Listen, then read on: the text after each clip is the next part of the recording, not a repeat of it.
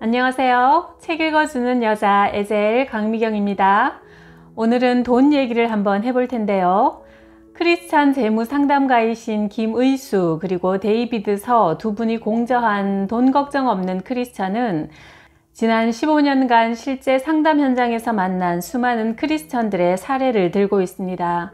우리가 끊임없이 직면하게 되는 하나님이냐 돈이냐 하는 도전 앞에서 어떻게 바른 결정을 내려야 할지 한번 배워볼게요. 헌금이냐 투기냐. 김순희 권사는 남편이 퇴직한 후 불안정한 미래 때문에 걱정에 휩싸였다. 사무직으로 있다가 퇴직한 남편은 특별한 기술이 없어서 지인과 함께 새로운 사업을 구상 중이었다.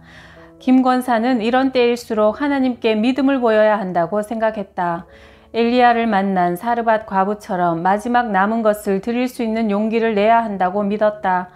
김 권사는 남편 몰래 퇴직금 중에서 거액을 교회 건축 헌금으로 드렸다. 뒤늦게 이 사실을 안 남편은 몹시 화를 냈다. 그러자나도 자금이 모자란 판에 아내가 헌금한 액수만큼 대출을 더 얻어야 했기 때문이다. 하지만 김 권사는 아랑곳하지 않았다. 하나님이 더 큰 금액으로 돌려주실 것을 확신했기 때문이다. 김 권사는 어려울 때일수록 더 담대하게 헌금을 해야 하나님께 상달된다며 남편의 믿음 없음을 힐책했다. 그리고 남편의 물질 정욕을 용서해달라고 기도했다. 혹시라도 남편의 불충한 태도 때문에 하나님께서 주시려고 한 복을 거두실까봐 염려가 됐다. 결국 남편은 어렵게 다시 자금을 마련해서 사업을 시작했다. 걱정하지 말고 믿음을 갖고 기다리세요. 하나님께서 당신 뒤에서 밀어주실 거예요. 하나님은 째째하신 분이 아니란 걸 당신이 곧 보게 될 거예요. 지난번 내가 드린 금액의 30배, 60배, 100배로 돌려주실 거라니까요. 두고 봐요. 김 권사는 확신에 차서 믿음으로 선포했지만 남편의 사업은 뜻대로 되지 않았다. 얼마 가지 않아 남편은 폐업해야 할 처지가 됐다. 동업한 지인으로부터 사기를 당한 것이다. 결국 김 권사 부부는 나이 들어 빚더미에 올라앉았다. 할 수 없이 살던 아파트까지 팔아서 월세를 전전하는 김 권사는 신앙적 좌절감에 빠져 힘든 시간을 보내고 있다. 건축 헌금을 낸 일로 인해 남편과 사이도 나빠져 황혼 이혼까지 고려하고 있다. 11조를 할 때 사람들은 말라기 3장 10절 말씀을 떠올리며 은연중에 기대한다. 내가 하늘문을 열고 너희에게 복을 쌓을 곳이 없도록 붙지 아니하나 보라 하신 말씀에 모든 갈등을 한 쾌에 날려버리고 베팅을 한다. 그러고는 교회에서 11조를 가장 많이 낼 수 있도록 해달라고 기도한다. 곧 더 많은 돈을 벌 수 있게 해달라는 욕심을 포장하는 것이다.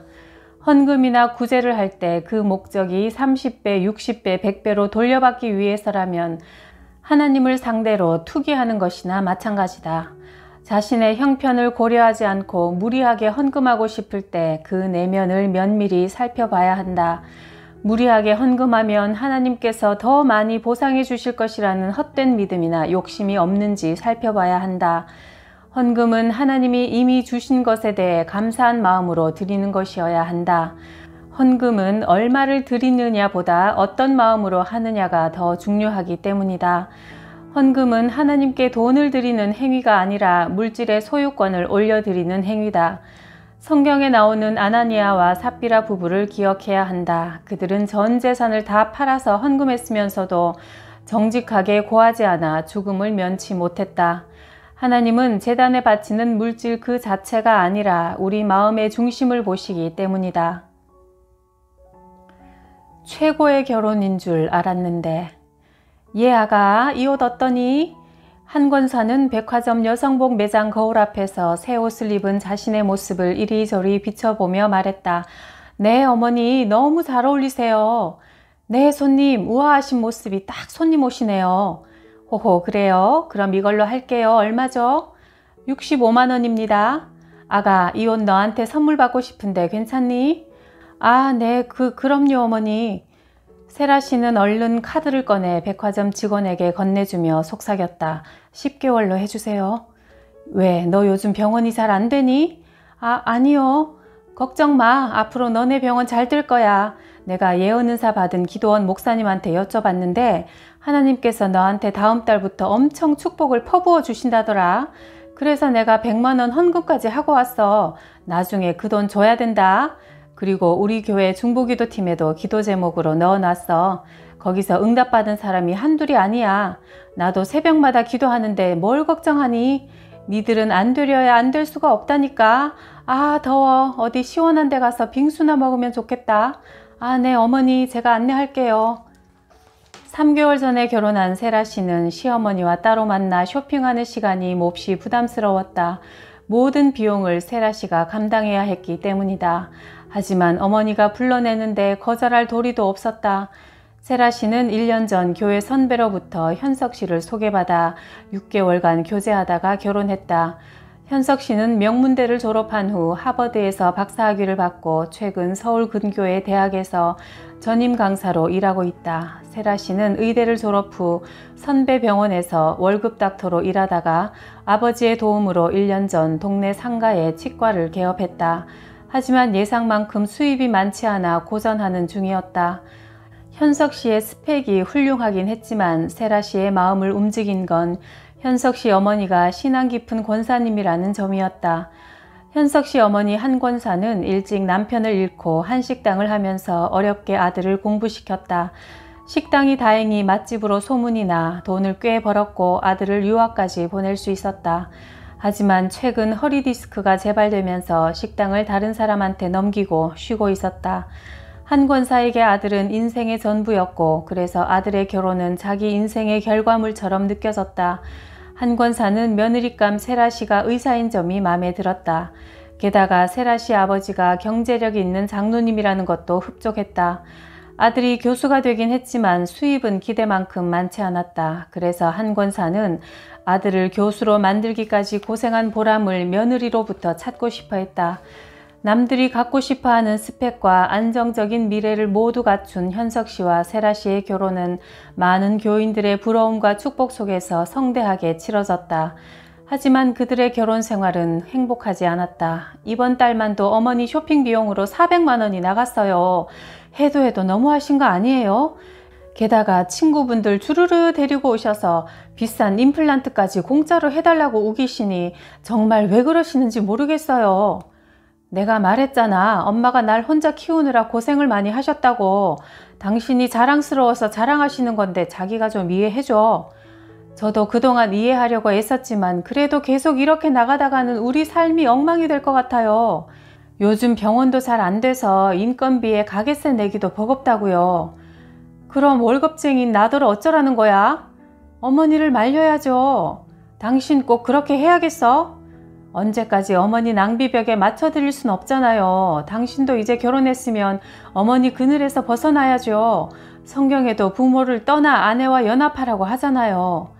당신한테 정말 실망이야. 난 그래도 당신이 믿음 생활 열심히 하고 해서 다른 여자들과는 다를 거라고 생각했어. 현석 씨, 이성적으로 한번 생각해봐요. 이건 믿음과는 다른 이야기라고요. 그만해. 더 이상 말하고 싶지 않아. 피곤해. 남편은 서재로 문을 쾅 닫고 들어가 버렸다. 세라 씨는 하늘이 무너지는 것처럼 절망스러웠다. 대체 이 결혼이 어디서부터 잘못된 걸까? 자신이 내심 남편의 교수라는 직업과 스펙에 너무 마음을 빼앗긴 건 아닌가 싶어 후회도 됐지만 이미 엎질러진 물이었다. 서로 불편한 관계임에도 불구하고 세라 씨 부부는 주일에 교회에 가면 다정한 부부 행세를 했다. 그리고 집으로 돌아와서는 다시 냉전을 이어갔다. 세라 씨는 친정 부모한테도 말 못하고 혼자 눈물로 지새우는 밤이 늘어갔다. 금요일이 되자 어김없이 시어머니로부터 연락이 왔다. 여보세요? 아가, 너 내일 시간 좀 비워라. 어머니, 죄송해요. 제가 요즘 몸이 좀 안 좋아서요. 그래? 혹시 돈 때문에 그러냐? 네? 그러잖아도 현석이한테 얘기 들었다. 네가 나한테 돈 쓰는 거 아까워한다면서? 네? 현석 씨가 그런 말을 했어요? 현석이랑 나는 비밀 같은 거 없는 사이야. 우리가 보통 모자지간이 아니잖니. 그나저나 너를 딸처럼 생각했는데 정말 서운하구나. 그게 아니라 내가 현석이 미국 유학시키느라 들어간 돈이 얼만 줄이나 아니? 그런데 고작 그거 쓴 거 가지고 그렇게 생색을 내? 너 그렇게 안 봤는데 참 이기적인 아이로구나. 네? 이기적이라니요? 너 우리 현석이 스펙이 마음에 들어서 결혼한 거잖아. 그런데 그걸 날로 먹으려고 하니? 교수 부인 그거 아무나 하는 거 아니다. 학벌 있다고 다 교수 되는 것도 아니야. 다 내 눈물의 기도로 교수 만든 거야. 이왕 말 나왔으니 하고 싶은 말 다 하자. 교회 다닌다는 내가 너는 십계명도 모르니? 네 부모를 공경하라고 분명히 말씀하셨어. 부모를 공경해야 하나님도 복 주시는 거야. 알겠니? 어머니 정말 너무하시네요. 현석 씨만 돈 들여서 공부한 거 아니에요. 저도 의대 다니면서 우리 부모님 돈 많이 썼어요. 어머머, 너 지금 나한테 대드는 거니? 그게 아니라요, 어머니. 말씀이 그렇잖아요. 현석 씨는 어머니 아들이기도 하지만 이제 제 남편이라고요. 네가 뭘 착각하는 모양인데 너 이런 식으로 하면 현석이한테 너랑 헤어지라고 할 수도 있어. 알겠니? 네? 어머니 어떻게 그런 심한 말씀을? 그러니까 이혼당하고 싶지 않으면 나한테 잘해. 이거 너한테 주는 옐로 카드야. 세라 씨는 말문이 막혀 더 이상 아무 말도 할 수 없었다. 망치로 한 대 얻어맞은 것처럼 멍해졌다. 그저 알 수 없는 불행의 검은 그림자가 자신의 목을 점점 옥죄고 있는 기분이었다. 결혼하기 전 세라 씨는 신실한 교회 청년으로부터 프로포즈를 받은 적이 있다. 청년의 믿음과 사람 됨됨이는 마음에 들었지만 직장이 좋지 않아 2번 생각하지 않고 거절했다. 세라 씨는 그제야 자신이 교회 안에서 얼마나 세상 방식으로 살았는지 깨달았다. 세라 씨는 속으로 중얼거렸다. 주님, 잘못했습니다. 세상적인 조건에 눈이 멀어서 믿음을 먼저 보지 못했습니다. 엎드려 기도하는 세라 씨의 눈에서 하염없이 회개의 눈물이 흘러내렸다. 철밥통 신랑감. 야, 무조건 결혼해. 엄마가 보기엔 괜찮은 사람이다.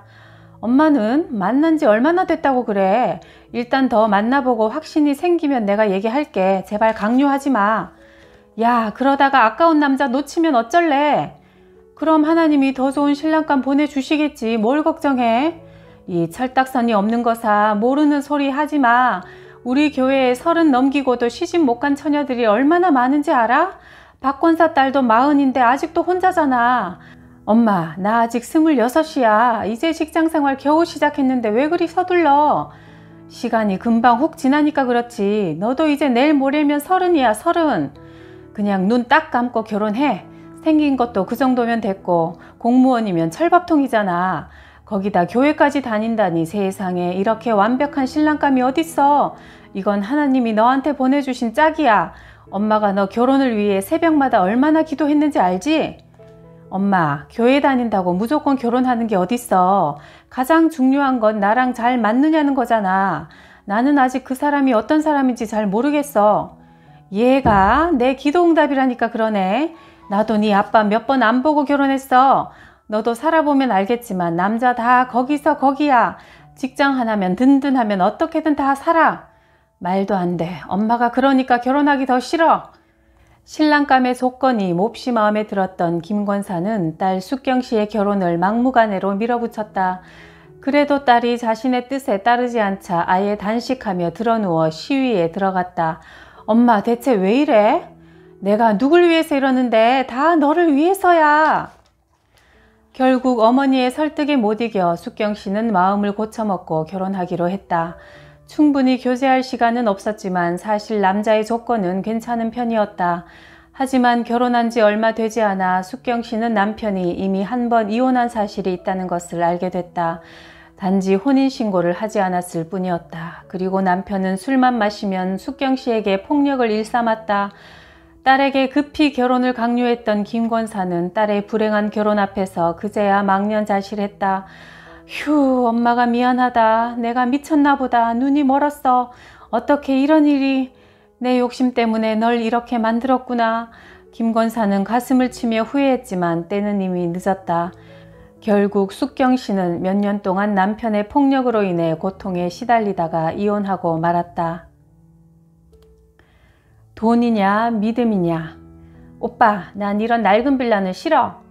나중에 도배랑 장판이랑 깨끗하게 새로 해서 들어가면 아파트와 거의 비슷해.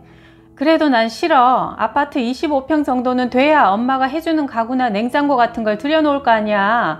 15평 빌라 반전세라니. 그렇잖아도 부모님이 반대하는 결혼하느라 내가 눈치가 엄청 보인단 말이야. 나중에 친구들이랑 교회 사람들 집들이도 해야 되잖아. 그럼 내 형편이 이것밖에 안 되는데 어떡해. 그래도 어떻게 좀 해봐 오빠. 전세 대출도 있잖아.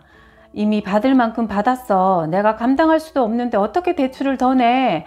너한테 정말 실망했어. 적어도 난 우리가 주님 안에서 한 마음으로 살 줄 알았어. 그런데 너도 다른 사람들처럼 돈 하고 있잖아. 오빠, 내가 정말 돈 보고 결혼하는 애였으면 처음부터 가난한 오빠 선택 안 했어. 결혼식도 교회에서 간소하게 하고 반지도 달랑 금반지 하나고 웨딩드레스도 제일 싼 걸로 빌리기로 했잖아. 내가 양보하고 노력하는 만큼 오빠도 최소한의 성의는 보여줘야지. 어디서 살든 그게 무슨 상관이야. 우리만 좋으면 되지. 왜 남들 눈을 의식하냐고. 네가 그런 마음으로 나랑 결혼하면 우리 결혼은 행복할 수 없어. 그럼 어쩌자는 거야? 이제 와서 그만두자는 거야? 맘대로 해. 나도 정말 지쳤어. 어렸을 때부터 착실하게 신앙생활을 해온 호준 씨는 결혼을 앞두고 여자친구와 말다툼이 잦아졌다. 교회 청년부에서 지금의 여자친구를 만나 3년 동안 교제하다가 결혼을 약속했다. 그런데 상견례 후 본격적으로 결혼 준비를 하던 두 사람은 신혼집 구하는 문제로 심한 갈등을 겪게 됐다. 좀처럼 이견을 좁히지 못한 두 사람은 결국 파혼하고 말았다. 집을 꼭 사야 할까? 무슨 일이 있어도 집은 꼭 있어야 해. 엄마, 우리 형편에 당장 집을 사는 건 어려워요. 오건사와 아들 윤수 씨는 몇 달째 집 문제 때문에 갈등을 겪고 있다. 요즘 대출이자 싸잖니. 이럴 때 집을 장만해야지. 언제 장만할 거야? 어차피 집은 무리해서 장만하는 거야. 허리띠 바짝 졸라매고 저질러야지. 이래저래 미루면 못 사. 그래도 우리 결혼한 지 이제 3년밖에 안 됐어요. 아직 전세 대출도 다 못 갚았는데 무슨 돈으로 집을 사요. 이제 곧 아기도 태어날 텐데 그럼 지혜 직장도 그만둬야 돼요. 그러니까 더욱더 집이 있어야 한다는 거야. 애까지 낳아서 이 집 저 집 옮겨 다니며 고생할래? 지금 아버지한테 퇴직금 남아있을 때 좀 도와달라고 해. 더 지나면 도와줄 여유도 없어. 너희 아버지가 내 말만 들었어도 지금 너네 집 하나는 충분히 챙겨줬을 텐데 그때 내 말 안 듣고 부동산에 투자를 안 해서 지금 이 모양 이 꼴이잖아. 양권사내는 그때 부동산 투자한 덕에 저렇게 축복을 받아서 집이 몇 채나 되잖아. 하나님이 엄마한테 집감을 주셨는데 너희 아버지가 고집 부리는 바람에 어휴 속상해. 그러니까 너도 아버지 꼴 되지 말고 집에 투자해 놓으란 말이야. 집값은 절대로 안 떨어지니까. 엄마, 이제 더 이상 집값이 안 오를 거래요. 집에 투자해서 돈 버는 건 갈수록 힘들어. 지금 시대가 바뀌고 있어요. 그건 엄마 아빠 때 얘기야. 네가 아직 뭘 몰라서 그래. 살아보면 집이 얼마나 중요한지 알게 될 거야. 어쨌든 무슨 일이 있어도 집 한 칸은 꼭 있어야 해. 그러니까 잔말 말고 무조건 집부터 사. 결국 어머니의 강요에 못 이겨 윤수 씨는 2억을 대출내서 집을 장만했다. 하지만 중소기업에 다니던 아내 지혜 씨가 자녀 출산 이후 직장을 그만둘 수밖에 없었다. 육아에 들어가는 비용이 늘어나자 윤수 씨는 경제적 압박에 시달리게 됐다.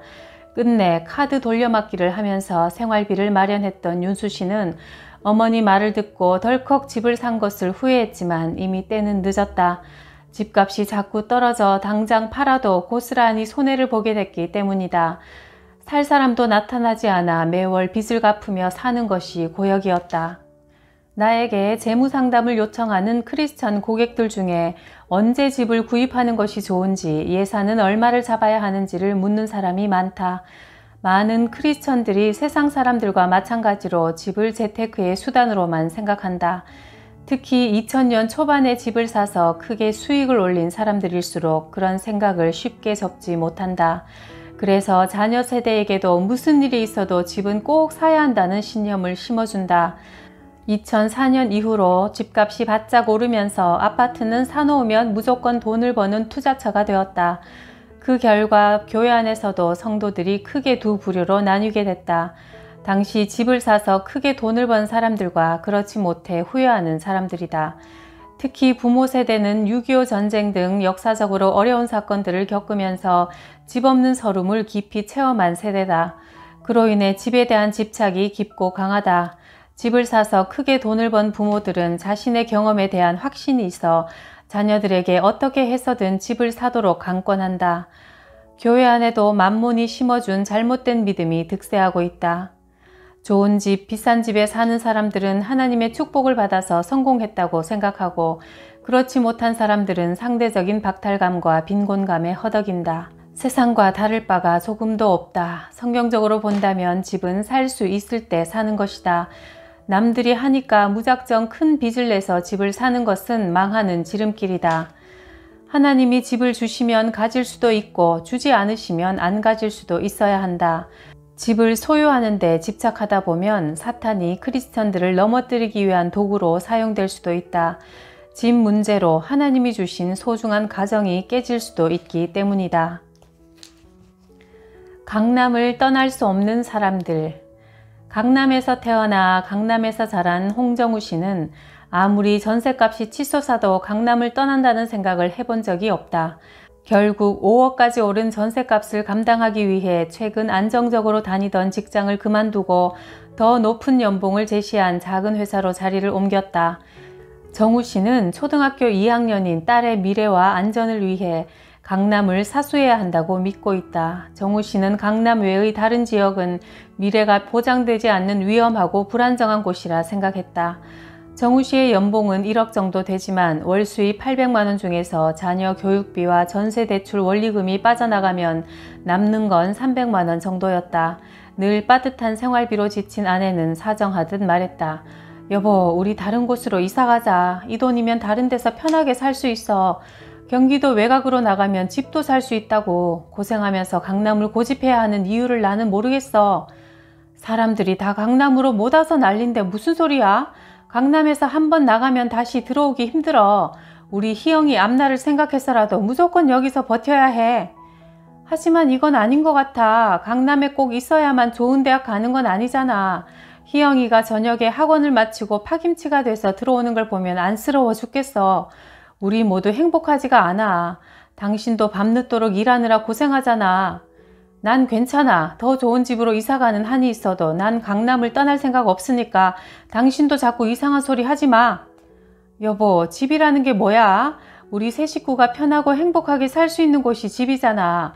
당신 얘기를 들으면 마치 강남에 사는 게 우리 삶의 목적이고 전부인 것 같아. 마음이 답답해져. 당신한테는 하나님보다 강남이 더 우선인 것 같아. 아니, 거기서 하나님이 왜 나와? 그리고 교회 사람들이 다 내가 잘 나가는 줄 아는데 이제 와서 다른 곳으로 이사 간다고 하면 뭐라고 하겠어? 난 우리 애가 교회에서 기죽고 사는 거 싫어. 당신한테는 교회가 대체 뭐야? 당신의 그런 생각 자체가 크리스천답지 않아. 교회에서 기죽고 사는 게 싫으면 교회를 옮기면 되잖아. 우리 교회에만 하나님이 계신 것도 아니고. 제발 세상 물정 모르면 가만히 있어. 내가 이번에 직장을 옮길 수 있었던 것도 다 김 장로님이 가운데서 다리를 놔줘서 가능했던 거야. 우리 교회 자체가 튼튼한 인맥인데 여길 왜 포기해? 두 사람은 더 이상 대화를 할 수가 없었다. 정우 씨의 강남 신앙이 너무나 확고했기 때문이다. 고령화 사회의 노후 파산. 80세의 김학규 씨는 공공임대주택에서 혼자 살아가고 있다. 중견기업 임원으로 퇴직한 학규 씨는 젊은 시절 탁월한 능력을 인정받아 성공 가도를 달렸다. 두 아들은 공부를 잘해서 주위 사람들의 부러움을 한몸에 받던 시절도 있었다.